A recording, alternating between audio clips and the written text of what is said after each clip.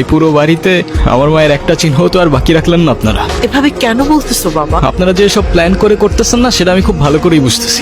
Ivan, তোমাকে কিছু না বলতে বলতেই তুমি হাতের বাইরে চলে গেছো। সামান্য একটা ফুলের জন্য এতটা বছর এরকম করা কোনো মানেই হয় না। ওনাকে বলে দিয়েন এটা কোনো সামান্য ভুল ছিল না, it was a murder. Ivan,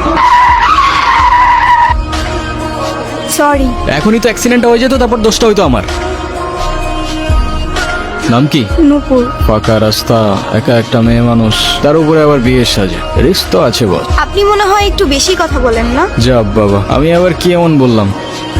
আপনি সত্যি আমার অনেক বড় উপকার করলেন। আমার একটা ফ্রেন্ড আসবে, আপনি তাহলে যান। হ্যাঁ, ওকে। আপনি আবার এদিকে একা একা চলে আসছেন কেন? আপনার ফ্রেন্ড আছে নাই? আপনিও কি ফলো করতেছেন আমাকে? হ্যাঁ, আমিও ফলো করতেছি আপনাকে। নেন। সরি, আসলে আমার একদমই খেয়াল ছিল না। আপনি কি আমাকে একটু শ্যামপুর স্টেশনে পৌঁছে দিতে পারবেন? ওকে, প্যারা নাই, চলেন। বাসায় জানে কি এই যে পালিয়ে বিয়ে করছেন? এত কিউরিসিটি থাকা ভালো না, বুঝেছেন? না, আজকাল তো 2 দিনে ভালোবাসা হয়, 3 দিনে পালানোর পর 4 দিনে ডিভোর্স হয়ে যায়। তা আপনার কত দিনের রিলেশনশিপ? অনেক দিন। আপনার কল আসতেছে, কলটা ধরেন। কি হলো, থামলেন কেন? আমার ক্ষুধা লাগছে, খাইতে যাব। আপনি খাবেন? না। ঠিক আছে, খাইলে আসেন, না খাইলে নাই। আচ্ছা, আপনি কি মানুষ বলুন তো? একটা মেয়ে না করলো আর সাথে সাথে তাকে রেখে চলে আসলেন? আপনার ভাগ্যটাও ভালো, আমি আপনাকে 2বার জিজ্ঞাসা করছি। তা না হলে একবারের বেশি 2বার আমি কাউকে বলি না, বুঝলি? চলেন তাহলে, আপনাকে পৌঁছে দেই। ঠিক আছে তাহলে, আই গেস আমাদের জার্নি এখানেই শেষ। আচ্ছা, আপনার বয়ফ্রেন্ড কই? আচ্ছা, আপনার ফোনটা একটু দেন তো। শিওর। কি হয়েছে, তুমি কল ধরতেছো না কেন? আমি স্টেশনে এসে দাঁড়ায় আছি। তুমি চলে আসছো, আসলে একটা প্রবলেম হয়ে গেছে বুঝছো। প্রবলেম মানে কি হয়েছে? আসলে দেখো, বাসায় সব জানাইছে, আম্মু বলতেছে যে মেয়ের বাপ মায়ের পরিচয়টাই নাই, সেই মেয়ের আমি ঘরে তুলতে পারবো না। আমার আসলে কিছু করার নাই, আমি আমার ফ্যামিলির কথার বাইরে চাইতে পারবো না। নেন, এই শহরের মানুষগুলোর জন্য কান্না করে লাভ নাই, মুখটা ধুয়ে ফেলেন, আর পারলে সাথে নিজের কষ্টগুলোও মুছে ফেলেন। বলছিলাম না, আজকাল মানুষের 2 দিনে ভালোবাসা হয়, 3 দিনে পালাই গিয়ে 4 দিনে ডিভোর্স হয়ে যায়। আপনার তো তাও ভাগ্য ভালো, আগেই কাহিনী শেষ।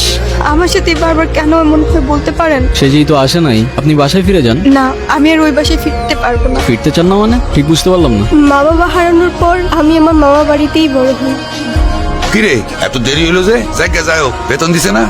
মামা দিছে। তো খারাপ আছিস কে? টাকাটা দে। এনে এই 500 টাকা তোর কাছে রাখ। আর তোর মামি আসলি কোষ? আমি হাটে গেছি। মামার একটা বদ অভ্যাস, মামা জুয়ায় আসক্ত। 3 বেলা না খেয়ে থাকলেও তার জুয়া ছাড়া এক মুহূর্ত চলতো না। আর তার জুয়ার সঙ্গী ছিল জাহাঙ্গীর। আরে বাস মিয়া, তুমি আর খেলো না। এমনি তোমার মেলা টাকা বাকি পড়ে আছে। এমনি খেললে তো বাড়িঘর বন্ধ থাকতেও। এর থেকে তোমার আমি যেটা কইছি সেটা তোমার লেগে ভালো। জাহাঙ্গীর নিজের স্বার্থ উদ্ধারের জন্য সবকিছু করতে পারে। সুযোগ বুঝে আমাদের বাড়িতেও চলে আসে একদিন। রেখা, এগুলো ওরে পড়ায় নিয়ে আসো। আজকে জাহাঙ্গীরের লগে ওর বিয়া। মাইয়াডার তো কিছুই কর নাই। বেশি কথা বাড়ানো তো। যাও, ওরে রেডি করে নিয়ে আসো, যাও। এই কান্তাছস কেন? তোরে না একটা পুলায় ভালোবাসে, ওই পুলাটারে কল দে। কল দিয়া পুলাটার সাথে পালায় আসা। তোর জীবনটা নষ্ট করিস না। রনি আমাকে সব সময় বলতো ও নাকি আমাকে অনেক ভালোবাসে, আমার জন্য সবকিছু করতে পারবে। আর যখন কাঁধে দায়িত্বটা পড়লো, সেই ভালোবাসা জানালা দিয়ে পালাই গেল, তাই তো? আমি তোমাকে ভালোবাসি, শুধু এই 3টা শব্দ বলে দিলেই তো আর ভালোবাসা হয়ে যায় না। সারা জীবন পাশে থেকে দায়িত্বটা কাঁধে নিয়ে তারপর ভালোবাসাটা প্রমাণ করতে হবে। আমি এখন কই যাব, কি করব, কোনো কিছুই না বুঝে উঠতে পারছি না। আপনি চাইলে আমার সাথে যেতে পারেন। কোথায়? ভব নদীর 13 পারে। এটা আবার কোথায়? সেটা আমিও জানি না, চলেন খুঁজে দেখি পাই কিনা।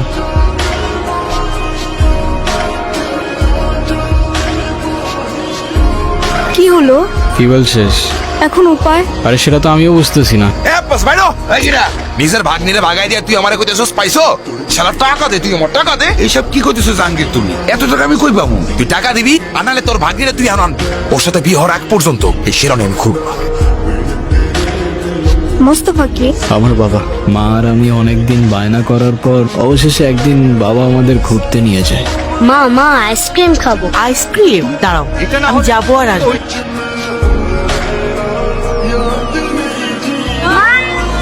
আজও যখন দিনটার কথা ভাবি, মনে হয় বাবার দেওয়া সেই সময়টা হয়তো বাবা কষ্ট করে না দিলেও পারত।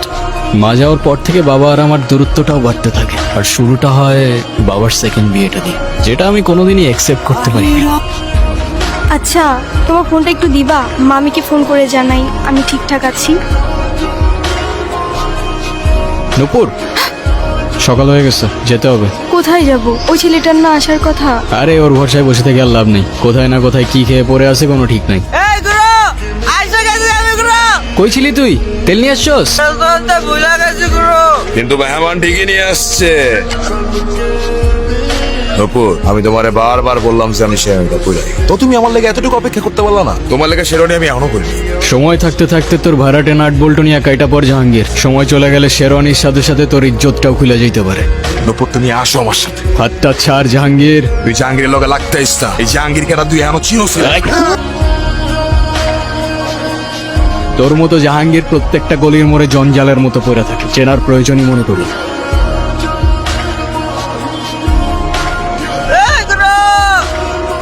এই, ছুরিটা নামা।